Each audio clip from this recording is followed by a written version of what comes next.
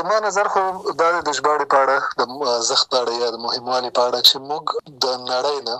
ډېر وروسته پاتې یو، یعنې نړۍ چې په کم سرعت سره روانه ده او هغوی چې په علم کې څومره پرمختګ کړی دی موږ د هغوی نه ډېر وروسته پاتې یو. نو که موږ وایو چې موږ د خپل علم تولید کو او په هره برخه کې د خپل کتابونه تخلیق کو، خپل اثار د تخلیق کو او هغه د نړۍ د معیار سره برابري، دا ډېره زیاته سخته ده. نو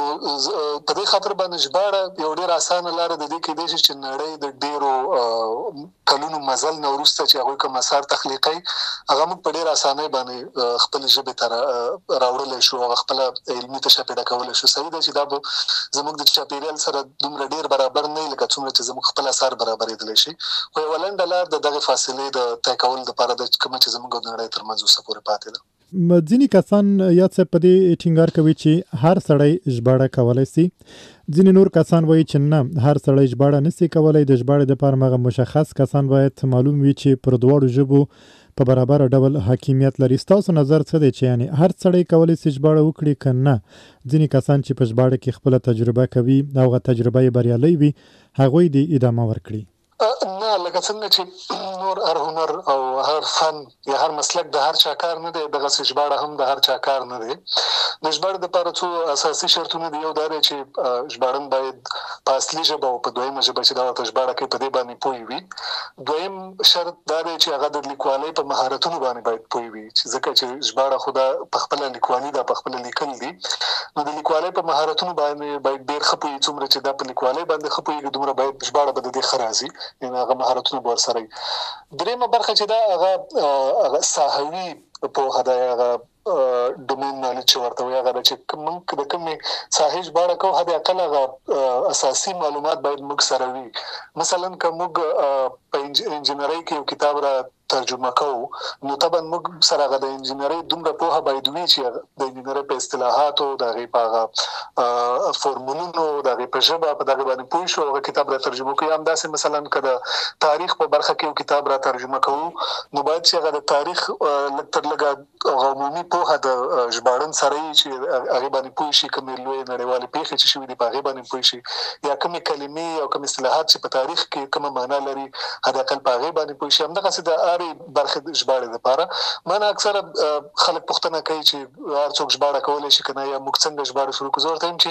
د ټول نه مخکې اول باید لیکوالي زده شي، ځکه ژباړه ته خپله خبره یو چا ته په لیکله بڼه باندې کوي. نو که ته په لیکلو باندې صحیح نه پوهېږې، ستا لیکوالي صحیح نه وي، د دې معنا دا ده چې ته ژباړه صحیح نشي لیکلی یا ژباړه سمه نشي وړاندې کولی. نو په دې خاطر زما نظر دا دی چې په دغه درې واړو موضوعات هم باید په دواړو ژبو باندې پوهېږي، هم باید د لیکوالۍ مهارتونه ورسره وي، او هم باید هغه کومې ساحې کې چې دا ژباړه کوي د هغې ساحې دومره معلومات ورسره وي چې حد اقل په هغه متن باندې پوه شي او هغه تر خپلو لوستونکو پورې ورسوي. بل یاد صاحب، په افغانستان کې ځینې مسلکي کسان کله چې په یو بانډار کې ورسره ناست یاست، مثلا یو ډاکټر، یو انجینیر یا یو بل کس د خپل مسلک اړوند یوه مسله په ډیره ساده توګه تشریح کوي، کله چې ورته ووایاست چې دغه شی ولیکه بیا دی بیرته شاته کېږي او همدا خبره کوي چې زه لیکوال نه یم، لیکل نسم کولی. څه فکر کوي چې له ښوونځیو باید ماشومانو ته لیکل ورزده نسي؟ دا ډېره زیاته مهمه ده، ځکه متاسفانه زموږ په ښوونځیو کې او حتی زموږ په پوهنتونونو کې دغسې یو نظر موجود دی چې دا لیک کول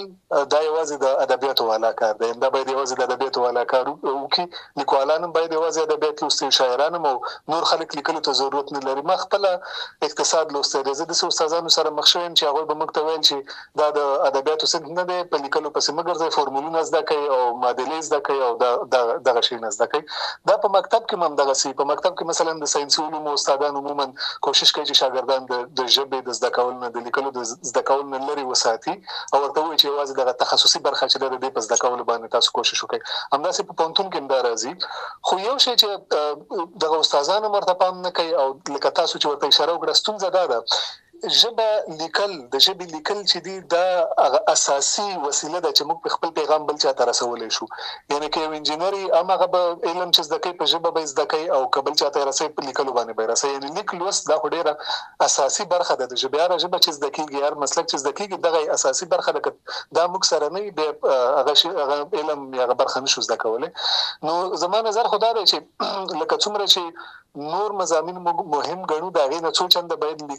لیک او لوست مهم ګڼو ځکه او د مکتب نه چې را شروع شي په دې باندې کار وشي د کوم محصل مثلا انجینری ولولي یا مثلا طب ولولي یا اره برخه بل ولولي هغه په لیکلو باندې پويږي هغه په لوستلو باندې پويږي هغه د مسایلو په لیکلو په وړاندې کولو باندې پويږي او بیا موږ ډیر اثر مولرو یو تاسو مخکې ویل چې ژباړه ولې ضروري ده یو ستونزه چې موږ لرو هغه ده چې زموږ تخصصي برخه متخصصین چې دي هغه خپل لیکل نه کوي لکه تاسو چې څنګه ویل چې هغه چې موږ لیکوالان نه یو بس هغه ما خپل مسلکي کار کوي د لیکلو برخه کې کار نه کوي په دې خاطر باندې موږ ډیر کتابونه هم لرو ډیر تخصصي کتابونه هم لرو ډیر ښه کادرونه په پونتونونو کې لرو هم د افغانستان کې نور لرو خو متاسفانه هغه لیکل نه کوي او دا غوړ له وجه دا چې هغه د اول نه د خپل مسلک ترڅنګ په لیکوالۍ باندې یا هدا اقل د خپل مسلک د لیکلو په دغه برخه باندې تمرکز نه وکړي نو په کار خدای چې دا د خونځونو به حتی ورسره په پونتون کې د ته منظمه برنامه جوړه شي او په دې برخه باندې کار وشي او ارزښت ورکول شي یاد څه په دې ورستوي کې مو څلور نور کتابونه هم وژبړل چې لدې درکه هم تاسو ته مبارکي وایو لدې سره مو د کتابونو شمیر فکر کوم اتیا ته ورسید یا څلور اتیا څنګه وخت پیدا کوي د کتابونو ژباړې ته چې د چا خبره ډیر چنجن کار هم دی ډیر سخت ډیر مننه خوشاله اوسو د څلور رسته کتابونو سره زماده ټولو ژباړل شو او د تالیف شو یا راټول شو کتابونو شمیر درې اتیا او ته فکر کوم چې رسیدي اوس ما نه حساب ګډوډ شوی لګ د وخت خدای دی چې ما چې اول ژباړه شروع کړل هم د یو شوق په اساس می شروع کړل زما خپل خو خېدل چې په دې برخه کې کار وکم او سم چې ژباړه کوم د کار په ځای ورته د یو شوق په سترګه ګورم او شوق د پاره نه انسان وخت پیدا کوي هر ورځ وخت پیدا کوي هر عقل په ونه کې څو ساعته وخت پیدا کوي زما خپل هغه کاری مهالويش می چې جوړ کړی هغه داسې دی چې زه هر شپه یا هر سهار ژباړه ته وخت ورکوم یا یو مخې یا دوه مخې یا درې مخې یا کله اوسګار پنځه مخې یا ټول ورځ مثلا بل کار مې نه ټول ورځم کار کوم کې د شتر مخامه پورې شل مخه 15 مخه ژباړه وکم نو په دغه خاطر زه یعنی دوامدار کار پرې باندې کوم او دا کارم چې دومره ډیر شوی د دې یو ولادت دغه دی چې ما د شوق په سترګه ورته کتل چې کله ما فرصت پیدا کړی دی په دې باندې مې کار کړی دی خو کوم مثلا دې ته د یو کار په سترګه کتل بیا ما ویل چې صبر وکړه چې زما د کار وخت به په دې باندې کار وکم نو هغه راز کڅو ګوي چې دې کې څه راز دی راز خو ترشا نشته خو هغه طریقې دغه ده چې زه ورته شوق په سترګه باندې ګورم او زه چې هر وخت پیدا کوم زه د توخر کوم بل ورځ نه انداسي او چا په میسج کې پښتنه وکړل چې د ژباړې ته څنګه ښکاری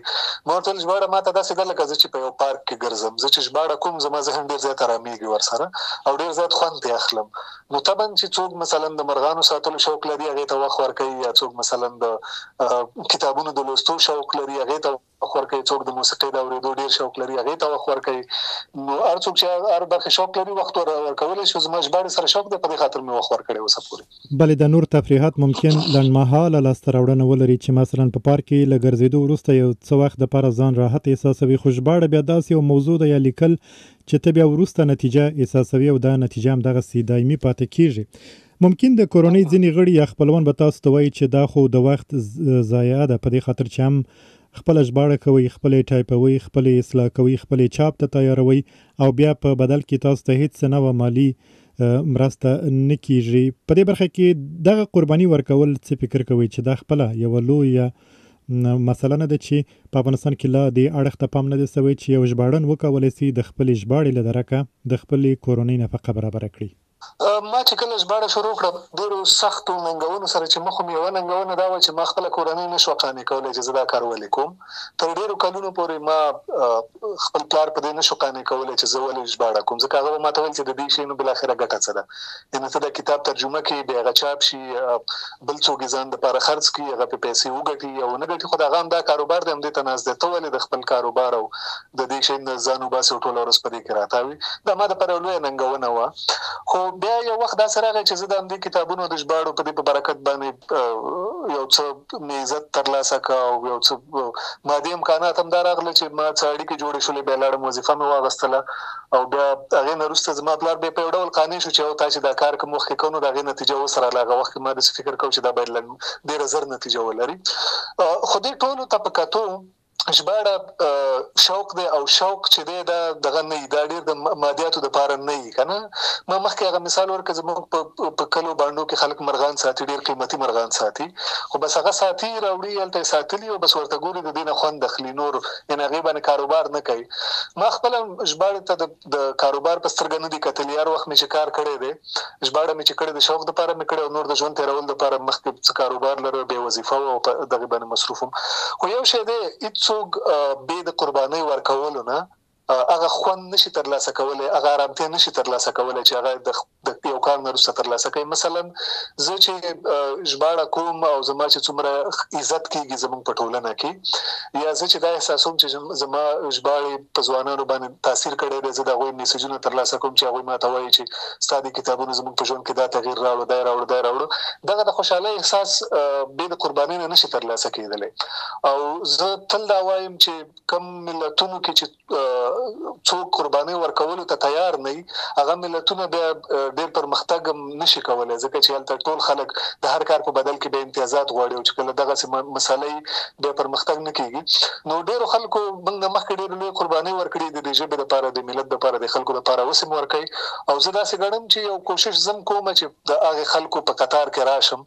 دا به وخت ثابتوي چې دومره به وکړی شم کو به نه کړی شم، خو حد اقل دغه جذبه را سره شته او په دې پوهېږم چې هر څوک لږ لږ قرباني په هره برخه کې ورکړي ممکن چې ډېر لوی لاسته راوړنه د خپل خلکو لپاره وي. بلې تاسو غواړئ چې د نړۍ د مهمو اشخاصو ژوندلیکونه هم وژباړئ. د ادبي کتابونو ترڅنګ مو ارواپوهنې برخې کې هم ځینې کتابونه ژباړلي. کوم ډول کتابونه له زیات هرکلي سره په ټولنه کې مخامخ شوي؟ په ټولنه کې خو دوه ډول کتابونه خلک ډېر لولي، چې یو د داستاني اثار ناولونه دا ډېر لوستل کیږي او یو دغه د ارواپوهنې یا د ځان د مدیریت او دغه په لویه کې د ارواپوهنې برخه ده، دا دواړه ډېر لوستل کیږي. کېدای شي یو وجه به دا وي چې موږ خپله د دې برخې کتابونه نه لرل، ځکه موږ په نورو برخو کې مثلا ځینې کتابونه وو ناولونه خپل لیکل شوي، خو دغه برخه تشه غوندې وه. او بل دا دی چې د دې مخاطبین اکثره ځوانان وي او ما خپله دغه حالت تېر کړی دی چې زه چې کله د مکتب نه فارغ شوم نو زه په یو داسې میزان احساسوم لکه په یو دشته کې چې ولاړم او هیڅ لار راته نه وه معلومه، او ډېرې کلونه خوارۍ او ډېرې کلونه تکلیفونه وروسته زه بالاخره پوه شم چې زه باید په دغې لارې باندې لاړ شم. نو زما خیال دی چې ډېر زموږ ځوانان چې کله دغه ځوانۍ مرحلې ته ورسي په دغسې یو حالت کې او په داسې حالت کې د ارواپوهنې او دغه کتابونه هغوی سره حد اقل دا مرسته کولی شي چې یوه لارې ته یې برابرولی شي چې هغوی څه وکړي په ژوند کې، یا هغه د ژوند هغه لومړني آداب او هغه لومړني د مدیریت کنټرول او د مدیریت او د هغوی یو انګیزه پیدا کول او دا پکې پیدا کوي. نو په دې خاطر هغه ځوانان چون ډېر دي په افغانستان کې او کتاب هم ډېر لولي، ځوانانو د سواد کچه هم ډېره ده، په دې خاطر د دې کتابونو هرکلی ډېر کېږي. بله یاسه زه په خپله هم ژباړې سره ډېره علاقه لرم، کله چې وخت وي یو نیم ژباړې کوم. ستاسو نظر څه دی چې د ژباړې دپاره د یو مشخصې څانګې ټاکل غوره دي که هر کتاب چې د یو چا خوښېږي د هغې ژباړې ته مټې رابډ وهي؟ ستاسو د ژباړې په اړه خو زه دومره ووایم چې زه لا په مکتب کې وم او ژباړه مې پېژندل هم نه چې ستاسو کتابونه وو او ستاسو کتابونه ما لیدلي دي او ما لوستلي دي او تر اوسه پورې ډېر خاص درناوی تاسو ته لرم او د دغه لارې په سرلارو کې ګڼم. ډېره زیاته مننه. زما نظر دا دی که څوک په خپل مسلک کې مسلکي کتابونه ژباړلی شي ډېره ښه ده، یعنی دا ایډیال حالت خدا دی چې زموږ ډاکټر د طب کتاب ترجمه کوي، زموږ انجینیر د انجینرۍ کتاب ترجمه کوي، زموږ مثلا اقتصاد په د اقتصاد کتاب ترجمه کوي، دا خو ډیر ښه حالت دی. خو که به دغه حالت سره موږ ډیر نشو دغه کولای، یعنی دغه یو حالت نشو راوړلی، نو بیا ښه خبره دا ده چې حد اقل د هغه برخې یو کتاب وټاکل شي چې هغه ژباړن پوه شي په دې باندې چې دغه برخه کې زه دومره معلومات لرم چې په دې موضوع باندې پوهېدی شم او دا موضوع په ښه ډول باندې ژباړلی شم. بیا زما خیال دی چې بیا پکې کار کول غواړي. او د ادب برخه چې دا مثلا داستاني اثار شو، ناولونه شو، دا کتاب یا د عمومي د ارواپوهنې سلف هیلپ کتابونه شو چې دا ډېر تخصصي کتابونه نه دي، نو دې لپاره د تخصصي ډومین نه ده پکار چې که څوک ناول ترجمه کوي حتما د هغه ادبیات لوستي، ځکه یو کس به ادبیات نه لوستي خو هغه به هنري ژباړه کولی شي، یعنې هغه عمومي دی، هغه زما خیال دی چې هر څوک یې کولی شي. که یو څوک پوهېږي چې زه دغه په ښه ډول باندې هغه د لیکوالۍ توم نه چې پکې هغه هنر چې پکې زما خیال دی چې د هنري کتابونو د ترجمه کولو وړتیا لري او باید چې په هغې برخه کې به کار وکړي. بله، یو څه یوه ستونزه په پښتو کې دا ده چې په تخصصي برخو کې موږ خاص قاموسونه نه لرو. مثلا د ارواپوهنې په برخه کې چې کله تاسو کار کوئ، کله ناکله ارواپوهنه ځي فلسفې ته، کله ناکله ځي تصوف ته، کله ناکله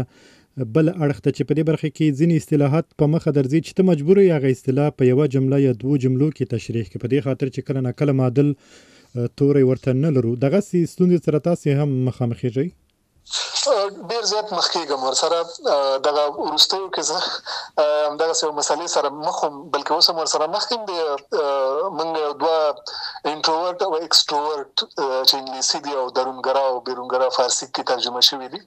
د دې دپاره موږ دغه نه لرو، پښتو کلمې نه لرو. یو څه قاموسونه چې آنلاین او یو څه ما سره شته په هغې ټولو کې مې وکته، خو هلته لکه څنګه چې تاسو ویل هلته دغه اصطلاح چې ده دا تشریح شوې ده، خو د دې هغه معنا نه ده لیکل شوې چې مثلا د دې معادل موږ چې کارولی شو دا پکې نه وي. او داسې ډیرو سره د دې نه مخکې زه دغسې حالت سره مخ شوی یم، اوس هم ورسره مخ یم او په آینده کې به بیا هم ورسره مخ کېږو. هغه وخت کې ما کوشش دا کوم چې بیا مې دغه اصطلاحات تشریح کول، یعنې د دې یو هغه مفهوم به هم ما راغسته چې یاره د دې څه معنا ده. هغه ستاسو په وینا چې هغه به یوه مکمله د یوې کلمې په ځای به موږ یو مکمله جمله به هم بیا لیکله، هغه حالت شته دی. او اوس هم دغه حالت سره زه مخ یم. ډېر ژباړونکي د پښتو دا کوشش کوي چې نوې کلمې جوړې کړي، او خو زه د هغې سره موافق ځکه نه یم چې دا کلمې نوې جوړول او لغتونه جوړول دا د هر چا کار نه دی، دا د خپل متخصصین لري، هغوی باید په دې باندې کار وکړي. نو بیا زه اکثر یا دا دی چې عربي لیکم، عربي ځکه چې زموږ خلک عربي سره بلد دي، مثلا فارسي لیکم ځکه چې حداقل پښتو سره نږدې ده. یا په ډېرو مواردو کې داسې هم راغلي دي چې ما خپله انګلیسي کلمه لیکلې ځکه چې نه کېده، نه تشریح هغسې اسانه راتلله او نه بله کلمه که په فارسي عربي ترجمه هم د ده لیکلی هم صحیح نه راتله. بیا مې انګلیسي پرېښې، یو نیم ځای کې به کې داسې هم شوي چې ما به کوشش کړی چې یوه کلمه زه جوړه کړم، خو کېدای شي یو نیم کتاب کې داسې راغلي، خو زه خپله د دې ډېر پلوي نه یم، ځکه که موږ دا ژبه داسې جوړه کړو چې هر ژباړون د خپلې کلمې جوړې کړي، بیا مشکل دا پیدا کېږي چې موږ به د یو شي دپاره کلمه لرو، هغه ژباړون به ترې خبر نه وي، هغې به ورته بله جوړه کړي، نو هغه ژبه به بیخي یو رقم ګډوډۍ خواته به یې لاړه شي په هغې صورت کې. بل یاد څه بیا هم همدغه موضوع مهمه ده، د ژباړې پر ساده والي باندې زیات کسان ټینګار کوي چې خیر د ساده یې وژباړئ، په معادلو تورو پسې مه ګرځئ، خو ځینې نور کسان بیا ټینګار کوي چې دغسې نوي توري دوی وکاروي. دوی وایي چې د دې ترڅنګ چې تاسو ژباړه کوئ د ژبې سوچوالي ته هم کار وکړئ. تاسو کوم اړخ غوره ګڼئ؟ زما په نظر ښه ژباړه هغه ده چې ښه ولوستل شي او لوستونکی پرې ښه پوه شي. یعنې د ژباړې هغه اساسي هدف دغه دی چې موږ څنګه د یو چا پیغام یو دریم کس ته په داسې طریقه ورسوو چې هغه پرې ښه پوه شي. دلته زموږ هدف دا نه دی چې موږ د مثلا ژبې ته کلمې جوړې کړو یا د مثلا موږ نوې کلمې تخلیق کړو، ځکه دا خو د تخلیقدارانو کار دی او د ژبپوهانو کار دی. نو دغه هدف په نظر کې نیولو سره زه د ژبې د ډېر سوچوالي پلوي نه یم. البته که موږ یوه کلمه د دغه دپاره لرو، د انګلیسي یا د بلې ژبې د کلمې دپاره پښتو کلمه لرو، د هغې استعمالول ښه دي، هغه دې باید استعمال شي، ځکه چې همدا ژباړونکي او لیکوالان دي چې کلمې مروجوي. خو که څوک وایي چې دا کلمه نشته او زه یې په خپله ورته جوړوم، زه بیا په دغه ځای کې دغه یم، په دغه ځای کې زه موافق نه یم چې خپله دې نه جوړېږي. زموږ ډېر استادان شته دي، مشران شته دي، هغوی په دې برخه کې کارونه کړي، هغوی کتابونه د دې چاپ کړي د نوو کلمو. هغه کلمې یو څه خلکو ته سخت دي، خو که 2-3 وارې استعمال شي، په 4م وارې ورسره دغه مدد کېږي، د لوستونکي مدد کېږي. اول وارې مثلا هغه نوې کلمه ورسره یې معنا ولیکل شي، 2م 3م وارې که خپله یوازې نوې کلمه ولیکل شي، هم ذهنا ورسره لوستونکی عادت کېږي او پوهېږي. نو دې په دې توګه به هغه کومې کلمې چې موږ لرو استعمال شوي نه دي، هغه به هم استعمال شي. تر دغه حده پورې زه دغه یم، موافق یم. خو د نوو کلمو د ایجاد او هر چا دپاره د هغې د ایجاد د اجازې په دې خاطر چې زموږ ژبه دې سوچه شي او موږ د ټول شي نه وژباړو، د دې سره بیا زه موافق نه یم، ځکه چې دا یو ډول بې نظمي رامنځته کوي په ژبه کې بیا. بل یو څه په همدغه وضعیت کې فکر نه کوي چې یو بنسټ ته اړتیا شته په افغانستان کې، یا د حکومت په چوکاټ کې یا د حکومت له چوکاټه د باندې یو خپلواک یا بې پرې بنسټ ته چې تازه توري یا راټول کې پالش کړي، هغه نامانوس توري ایسته کړي، د هغو دپاره سم معادل پیدا کړي او بیا تر کره کتنې وروسته یې د دودولو دپاره هم دوی په خپله کار وکړي. ډېره زیاته مهمه ده چې دغسې یوې برخې زه خو وایم چې د داسې یوې ادارې اړتیا ده چې حتی دغه کومې ژباړې چې نشریږي چې هغوی یو ځل وګوري، یعنی زه ایډیل حالت خو دغه دی چې یو ژباړه چې څوک وکړي هلته یو مرکز وي هغوی وګوري هغوی لږ تر لږه د ژبې د اړخه یې وګوري چې دا ژبه پکې صحیح استعمال شوې ده که نه دغه تخصصي اړخه خو یې پرېږده چې هغوی یوې ادارې ته ډېره زیاته اړتیا لیدل کېږي د ډېر پخوانه اړتیا لیدل کېږي دغسې یوه اداره لکه څنګه چې تاسو وویله چې هغوی په مشخص په همدې برخه کې کار وکړي دغه کلمې وګوري د کوم شي دپاره کومه کلمه جوړه شي او حتی دغسې یوې ادارې چې هغوی د دې یو اسانتیا هم رامنځته کړي چې مثلا کوم ژباړن د کومې کلمې سره مخ کېږي او حتی هغه ژباړن وړاندیز هم کوي چې د دې دپاره د دا کلمه راشي هغوی وګوري که ووایي چې یاره دا صحیح ده هغوی د ځان سره راجستر کړي رسمي چې بس دا د دې دپاره شول او صحیح ده همدا به استعمالېږي د دې ډېر زیات ضرورت دی مخکې هم دغسې اداره زما په نظر کې خو نشته چې ایجاد شوي دي اوس هم که دغسې یوه اداره ایجاد شي زه فکر کوم چې ډېره زیاته ښه ده خو متاسفانه زموږ حکومتونه چې لیک ته او کتاب ته او فرهنګ ته په کومه سترګه ګوري زه په ډېر تعصب سره دا وایم چې د دې تمه نه پخوا وه او نه اوس شته دی چې دغسې یوه اداره دې رامنځته شي او څوک دې دغه موضوع ته حد اقل دومره په جدي سترګه باندې وګوري. یاد صاحب په ټولنې کې د ژباړې د دودولو دپاره څه فکر کوي چې یوه ځانګړې ویب سایټ یوه اپلیکیشن یا یوې مجلې ته اړتیا نشته چې یوازې د ژباړې اړوند مسایل یا خپله ژباړې خپرې کړي؟ ډېره به ښه وي که دغسې یو څه رامنځته شي که یو ویب سایټ مثلا جوړ شي او په هغې کې ژباړې نشر شي اپلیکیشن جوړ شي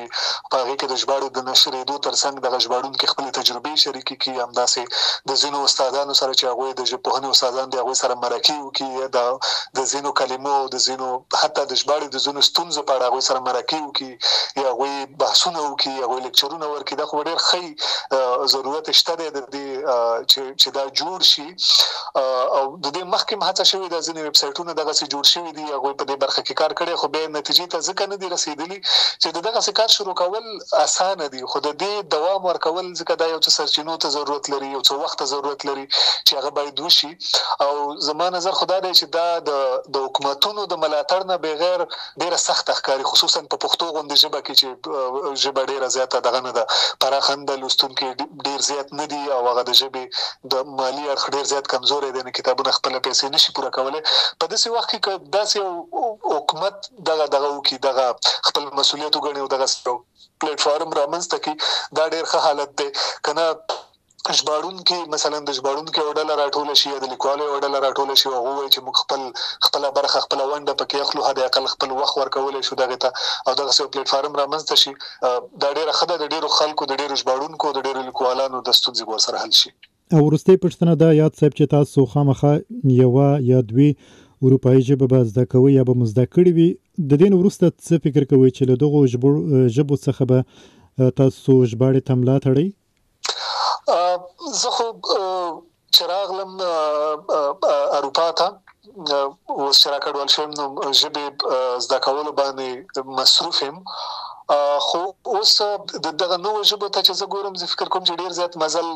به ما ته را په غاړي چې زه پکې دغسې وضعیت ته ورسېږم چې بیا د دې ژبو ترمنځ ژباړه وشي یا حد اقل د ژباړو نه ور اخوا کوم فکر چې ما سره دی هغه دا دی چې څنګه مثلا یو لیکوال د دوو ژبو یا د دوو هیوادونو د فرهنګونو ترمنځ د یو پل حیثیت ولوبي څنګه مثلا د افغانستان ځینې آثار او ځینې فرهنګي ارزښتونه دلته معرفي شي څنګه د دې ځای ځینې ارزښتونه او ځینې آثار په افغانستان کې معرفي شي او یو کانال غوندې خلاص شي فرهنګي کانال غوندې خلاص شي نو یو کس که وغواړي چې په بل هیواد ته کډوال شي په دې برخه کې کار وکړي دا ممکنه ده ځکه لږ تر لږه یو کس هم دا کار کولی شي ما سره دغسې یو نظر شته دی خو اوس دې ته منتظر یم او ګورم چې څومره وخت کې به زه وګورم چې